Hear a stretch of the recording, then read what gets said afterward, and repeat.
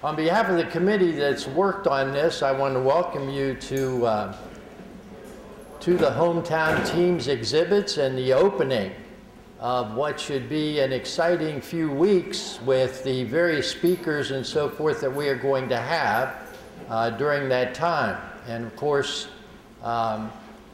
this is the kickoff of it. I guess you can use that term because it's all sports. It's the kickoff. And we'll start off as they start off every game, football, basketball, baseball, every one of them. It starts with the national anthem. And here to perform the national anthem for us is Victoria Gerst. Will you all please rise?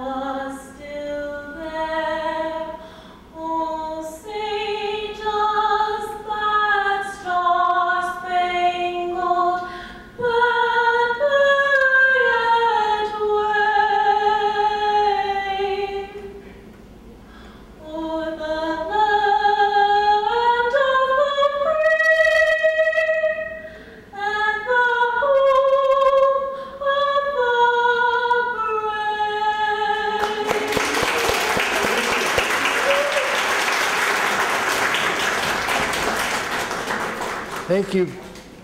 Thank you very much. Yeah, play ball, right? That's the next thing, play ball. Thank you very much. Beautiful rendition. A couple of things that I need to call to your attention is if you have not gotten to the back, all the way to the back, right down this row, go to the back wall. There's a glass case back there, and in there is the equivalent of the West Virginia High School Heisman Trophy. It's the Kennedy Award, and it's the Kennedy Award that was awarded to Bob Kelly. It's an absolutely beautiful statue, and of course, Bob has donated that to the Weirton Museum, so it will be here, but it's your opportunity to go back there and see it. The second thing I want to mention about Bob Kelly is, and you all are going to get a chance to sing now, because today is Bob Kelly's birthday.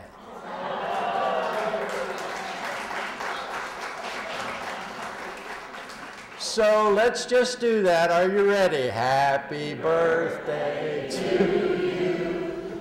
Happy birthday to you. Happy birthday, dear Bob. Happy birthday to you. Okay, very, very good. Congratulations, Bob. Now we'd like to bring up to the microphone the mayor of our city, and this is the way you're supposed to address him. Ladies and gentlemen, the Honorable George Condick.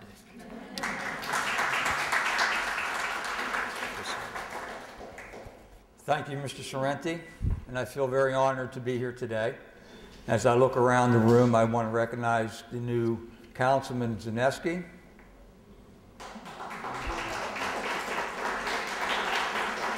And earlier today, I was sharing stories with Ron Greer about Fritz Williams, and it made me think about the first time I was starstruck from an athlete. In 1963, the summer of 1963, all my friends, we all went to Marlin Heights Park to swim like we did for years. And that particular day, the buzz was, Fritz Williams is coming to play basketball. And it was amazing because as Fritz and Ed Harvard walked up the path, all of us got out of the pool, and I can see it plain as day. We all stood around the rim of the pool, and we watched Fritz Williams play basketball on the Marlin Heights thing. It was amazing. It was. And I get cold chills thinking about that because I was like, wow, this man was bigger than life. He was 6 foot tall, and it was amazing. He was. I really would like to thank Dennis Jones for all that he has done with this. Dennis is one of those kind of guys that shows up about 4 months before this event started. And he starts, what do you think about this and what do you think about that? And about 3 months ago, he showed up again. He says, well, I think I'm going to do this and I'm going to do that. About 2 months ago, he shows up and says, well, we're going to do this and we're going to do that. Will you be a part of it? About a month ago, he shows up and says, well, it's really moving along. And then 3 weeks ago, then 2 weeks ago, and then it became every day, every day. It's a passion of his, and thanks, Dennis, for all that you do. Enjoy the events. There's a lot of things that are going to be happening today and within the next 6 weeks. Thanks for being here.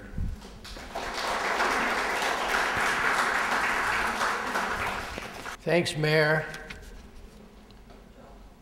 We're now going to have the recitation of Casey at the Bat, the poem by Ernest Thayer. And the young lady is coming forward. Taylor Pannett will do the recitation. The outlook wasn't brilliant for the Mudville Nine that day. The score stood 4-2 with but 1 inning more to play. And then, when Cooney died at first and Barrows did the same, a sickly silence fell upon the patrons of the game. A straggling few got up to go in deep despair. The rest clung to the hope which springs eternal in the human breast. They thought, if only Casey could but get a whack at that, we'd put up even money now with Casey at the bat. But Flynn preceded Casey, as did also Jimmy Blake, and the former was a Lulu, and the latter was a cake. So upon that stricken multitude grim melancholy sat, for there seemed but little chance of Casey's getting to the bat. But Flynn let drive a single to the wonderment of all, and Blake, the most despised, tore the cover off the ball. And when the dust had lifted, and the men saw what had occurred, there was Jimmy, safe at second, and Flynn a huggin' third. Then from 5,000 throats and more there rose a lusty yell. It rumbled through the valley, it rattled in the dell. It pounded on the mountain, it recoiled upon the flat, for Casey, mighty Casey, was advancing to the bat. There was ease in Casey's manner as he stepped into his place. There was pride in Casey's bearing, a smile on Casey's face. And when, responding to the cheers, he lightly doffed his hat, no stranger in the crowd could doubt 'twas Casey at the bat. 10,000 eyes were on him as he rubbed his hands with dirt. 5,000 tongues applauded when he wiped them on his shirt. Then, while the writhing pitcher ground the ball into his hip, defiance gleamed in Casey's eye. A sneer curled Casey's lip. And now the leather-covered spear came hurtling through the air, and Casey stood a-watching it in haughty grandeur there. Close by the sturdy batsman, the ball unheeded sped. That ain't my style, said Casey. The umpire said,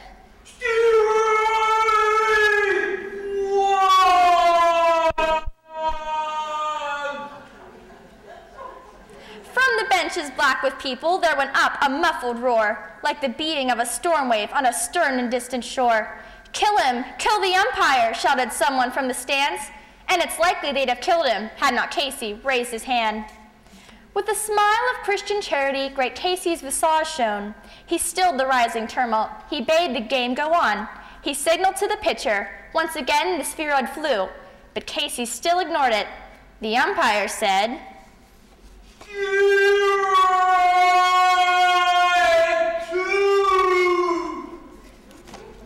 Fraud, cried the maddened thousands, and the echo answered fraud. But one scornful look from Casey, and the audience was awed.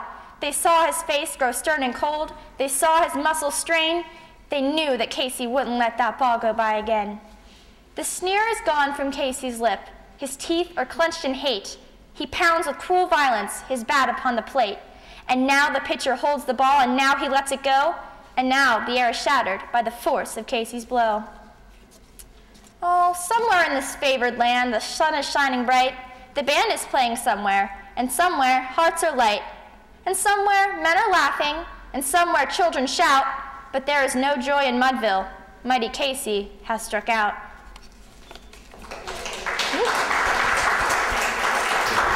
Got it.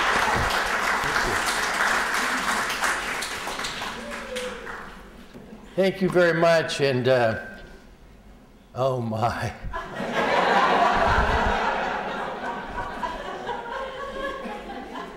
A play-by-play announcer has no words. How's that?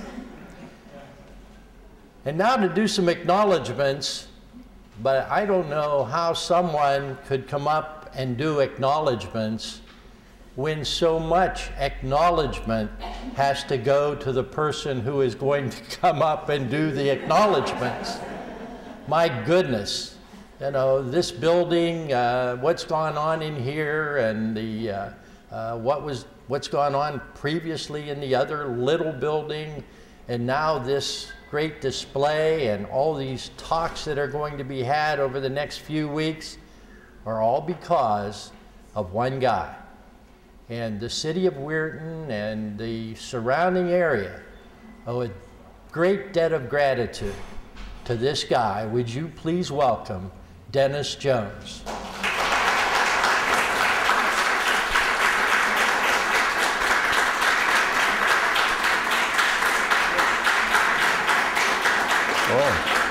Got to do that? Okay. Thank you, John. First of all, this is a hometown team that put all this together. And we tried to capture it all in the program here. When we put the planning committee, which the people are listed on page 2, the first person I turned to was John Ceremonies. I've only known him personally a couple years, 3 or 4 years, but a lot of memories from announcing the ball games. They just wouldn't be the same without him. And seeing him do the Hall of Fame banquet, there's nobody better, in my opinion. And I was very happy when he stuck with us all the way, all through. He come to every planning committee meeting. He had a lot of input into this, as well as the rest of the committee members. So please, as you see them here today, go up and give them a thanks for helping bring this to Weirton. The biggest thanks on the last page, and at the top of the list, is the West Virginia Humanities Council. And a lot of times they get left out of the acknowledgments. But they're the ones that paid the Smithsonian to come here, to bring their exhibits here in West Virginia. And they're also the ones that chose this museum. So it wouldn't be here without the West Virginia Humanities Council. The Smithsonian Institution, they have this little organization called MOMS, Museum on Main Street, and they're the ones that built the exhibits that are sitting on the floor, and in amongst that we put we tried to emulate them with some of our own local exhibits from the Weirton Steel Bulletins. Okay, well, thank you all for coming, and the rest of the day is yours. Please look around and have fun. Thank you.